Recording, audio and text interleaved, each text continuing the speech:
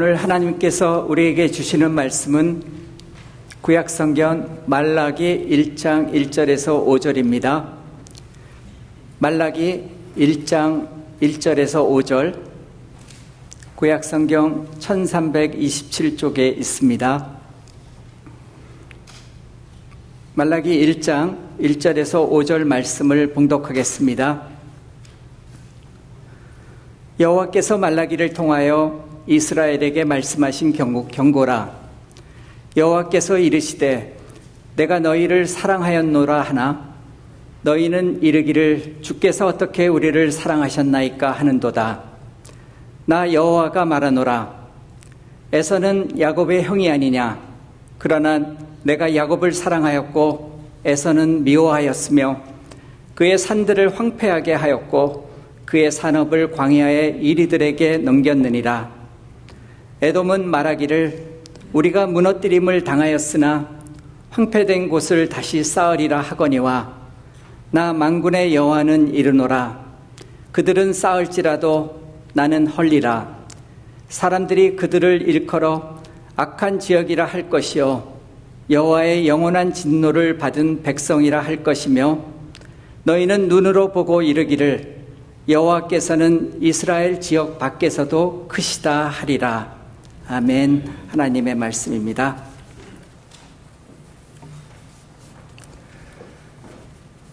우리 교회는 매년 7월 달이 되면 영성훈련의 달을 삼으면서 뜨거운 날씨보다도 더 뜨겁게 하나님을 만나고자 노력하고 있습니다. 그래서 주일에는 영성에 대한 연속 설교를 나누고 토요일 새벽 기도 시간에는 토요 영성 훈련으로 모입니다. 올해는 7월 한 달 동안 주일 예배 시간에 영적 성장에 대한 4가지의 말씀을 함께 나누려고 합니다. 이번 연속 설교를 통해서 나와 하나님과의 관계가 더욱더 친밀하게 자라나고 하나님과의 깊은 관계 속에서 우리의 삶의 문제가 풀어지는 은혜를 체험하는 한 달이 되기를 원합니다. 오늘 첫 번째 시간은 나의 영적인 상태를 점검하는 말라기의 말씀을 함께 나누려고 합니다. 말라기라는 책은 바벨론 포로 생활에서 돌아온 후의 시대를 배경으로 하고 있습니다. 선지자 말라기가 활동했던 그 시대의 문제는 영적인 무관심이었습니다. 왜냐하면 고향 땅에 돌아와서 성전을 재건하고 나면 하나님께서 축복해 주실 것이라고 생각을 했는데 이스라엘 백성들이 성전을 재건한 후에도 하나님의 축복이 여전히 나타나고 있지 않은 상황에서 사람들은 영적인 불신의 시대를 살아갑니다.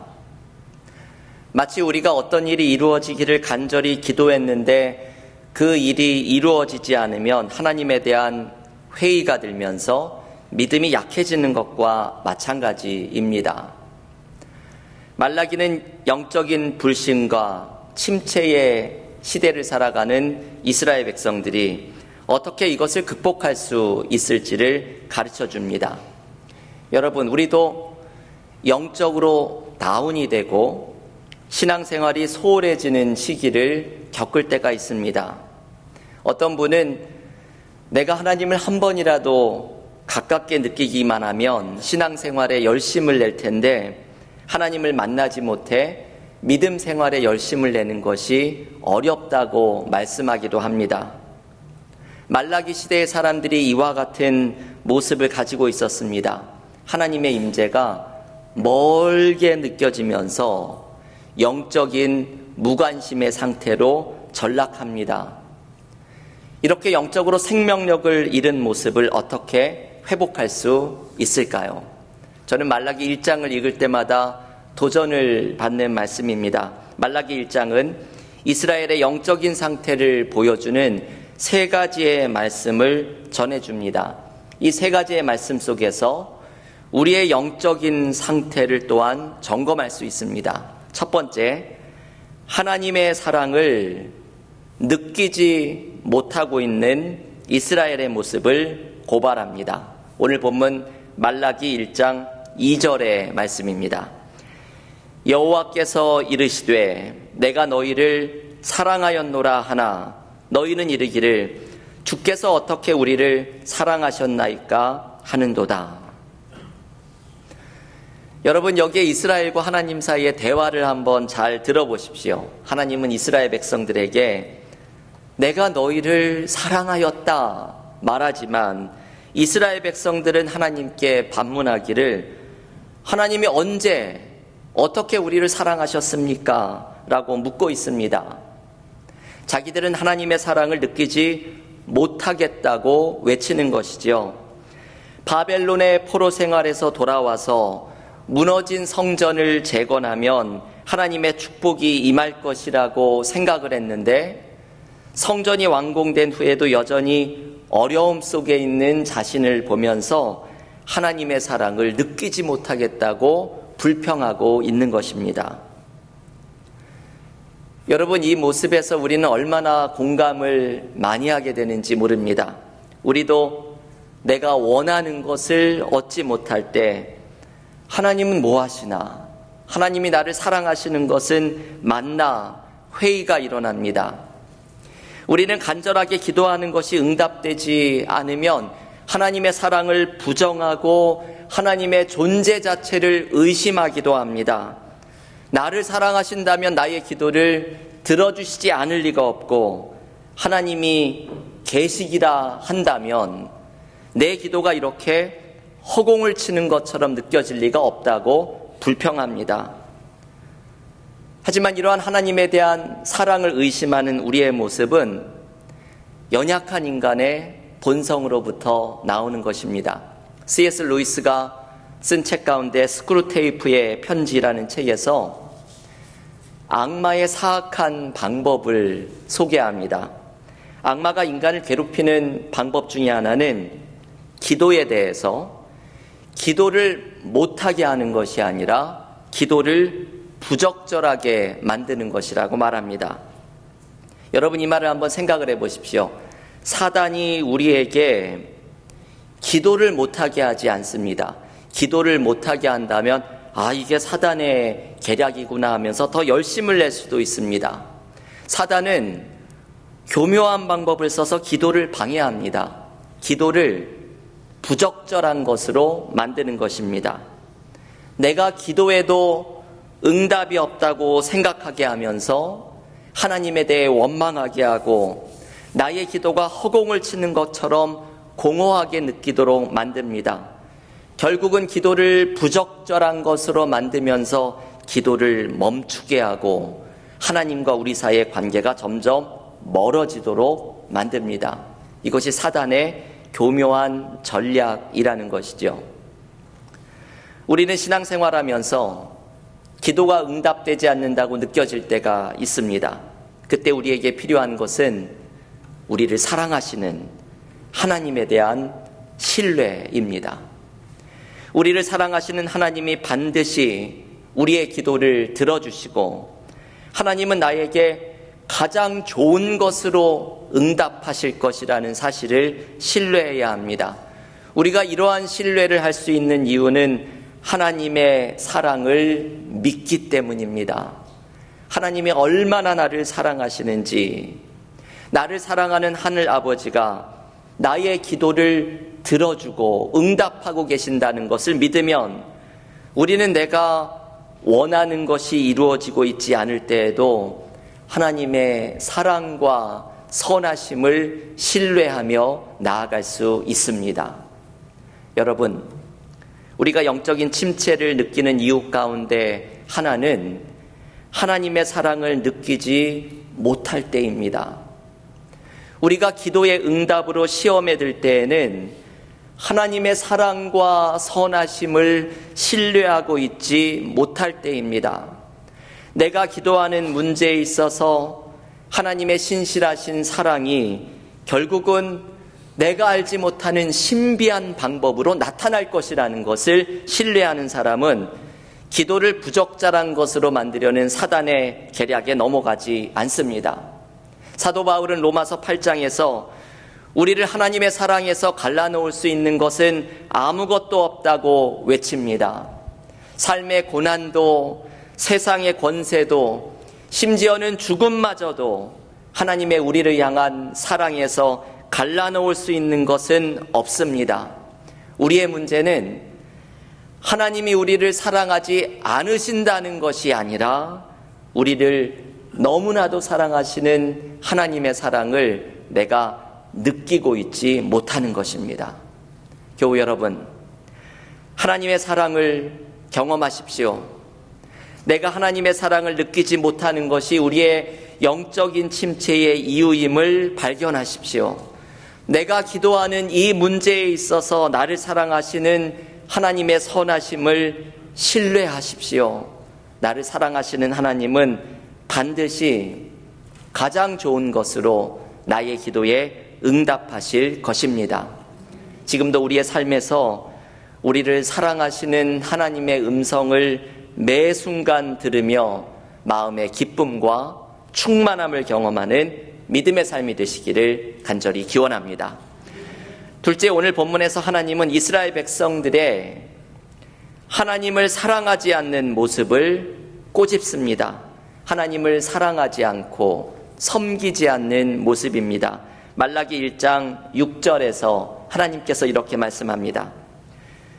내 이름을 멸시하는 제사장들아, 나 만군의 여호와가 너희에게 이르기를 아들은 그 아버지를, 종은 그 주인을 공경하나니 내가 아버지일진데 나를 공경함이 어디 있느냐, 내가 주인일진데 나를 두려워함이 어디 있느냐 하나 너희는 이르기를 우리가 어떻게 주의 이름을 멸시하였나이까 하는도다.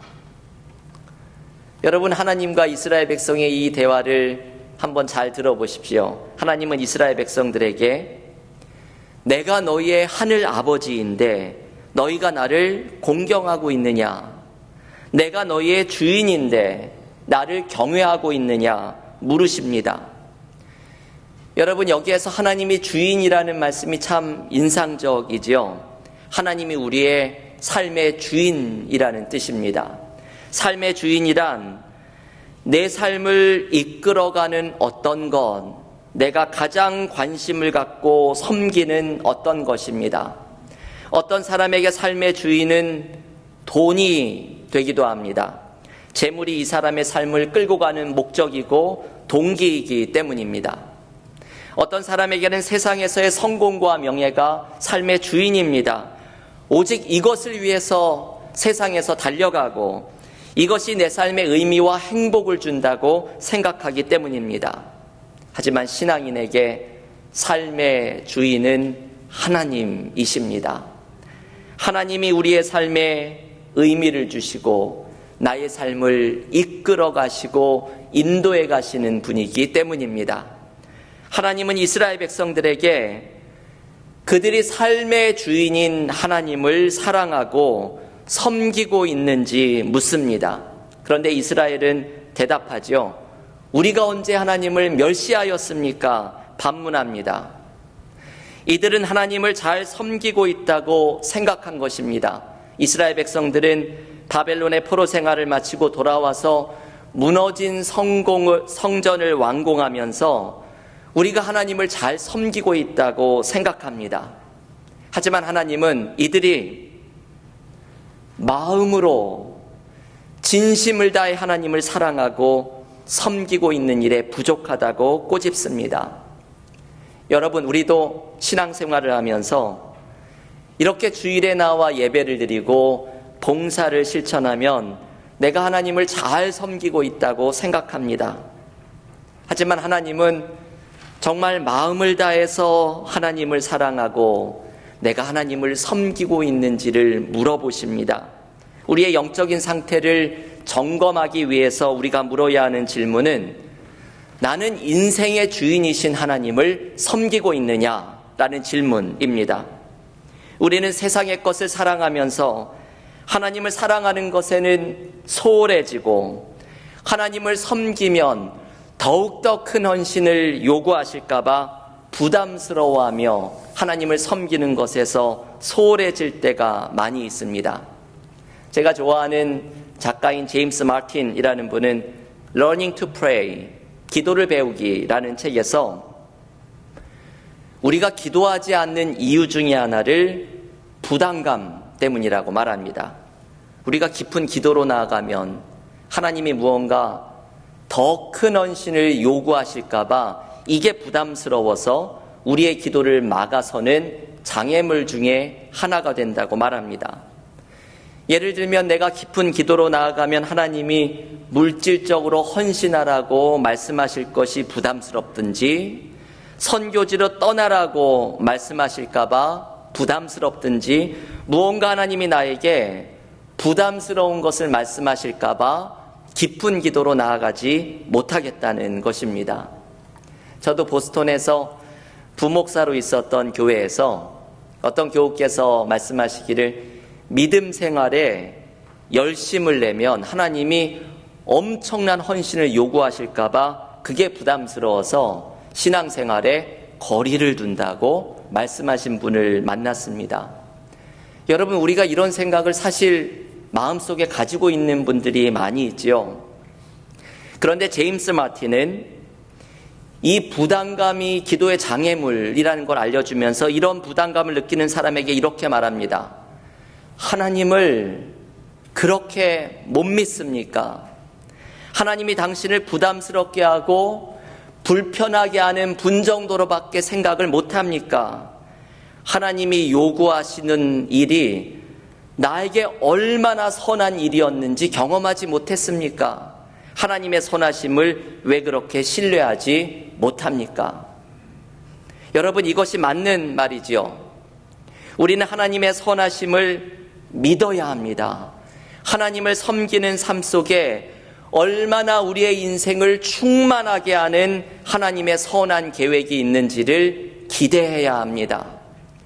오늘 말라기가 보여주는 나는 하나님을 잘 섬기고 있는가라는 질문은, 여러분, 사실은 이러한 질문이 우리에게 부담을 주고 무거운 짐을 지워주기 위한 것이 아닙니다.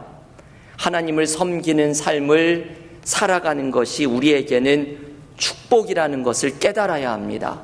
왜냐하면 하나님을 섬기는 삶 속에, 하나님을 사랑하는 삶 속에 우리의 인생에 의미를 주고 우리의 삶을 더욱 보람있게 만드는 은혜가 담겨 있기 때문입니다. 주님은 내 삶의 주인이시기 때문입니다. 우리는 하나님께 영광을 돌리고 그 안에서 즐거워할 때 인생의 의미를 찾고 삶의 기쁨을 발견합니다. 우리 교회는 2주 뒤에 아리조나 나바오 단기 선교를 떠납니다.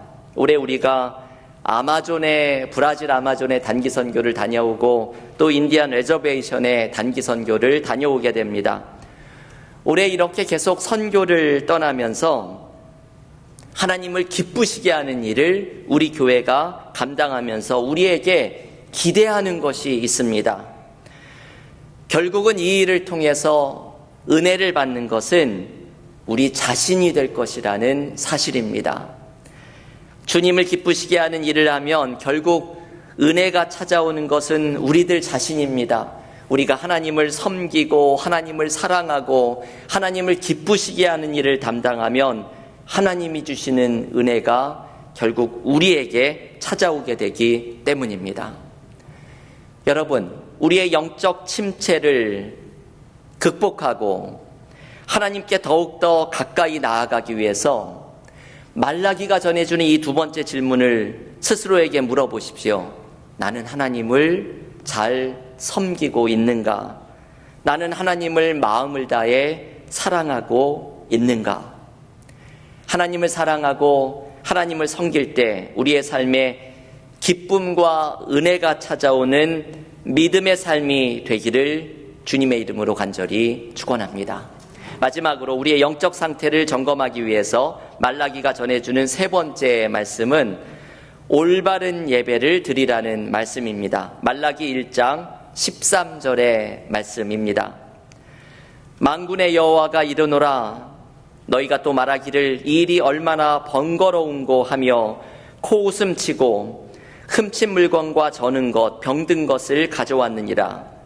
너희가 이같이 봉헌물을 가져오니 내가 그것을 너희의 손에서 받겠느냐? 이는 여호와의 말이니라. 하나님은 이 말씀에서 이스라엘이 예배 때 가져온 봉헌물이 흠친 것, 성하지 않은 것이라고 고발합니다. 여러분, 이 말씀을 시작하는 코웃음 친다는 말이 웃기죠. 예배를 드리는데 제사를 지낼 제물을 가져오는 게 이게 얼마나 번거로운 일인지 귀찮아하고 코웃음 치고 있는 이스라엘 백성들의 모습입니다. 이들은 예배에서 진심과 정성이 사라진 상태, 예배가 무너진 모습을 보여줍니다. 이스라엘 백성들은 바벨론의 포로 생활에서 돌아와서 무너진 성전을 재건하면 모든 것이 저절로 회복될 것이라고 생각을 했습니다. 하지만 정작 성전은 재건되었지만 그 성전에 나와 예배를 드리는 이스라엘 백성들의 모습이 온전함이 부족합니다. 말라기는 이런 이스라엘 백성들에게 외칩니다. 성전이 재건되면 모든 것이 회복될 것이라는 환상을 버리고 그 안에서 드리는 예배를 회복해야 한다고 외칩니다. 온전한 예배가 회복되어야 삶의 모든 것이 제자리를 잡을 것이라는 말씀입니다. 말라기는 예배의 회복을 강조하죠. 이게 말라기의 중요한 메시지입니다.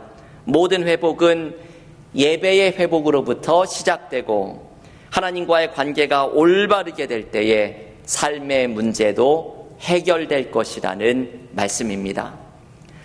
여러분, 말라기의 이 메시지는 우리에게 얼마나 깊은 도전을 주는지 모릅니다.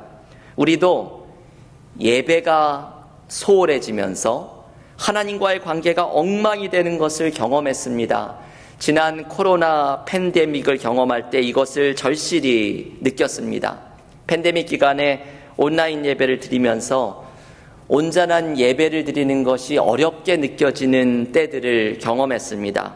온라인 예배를 드리다 보니 우리 교우들이 여러 번 이런 말씀을 나눠주셨습니다.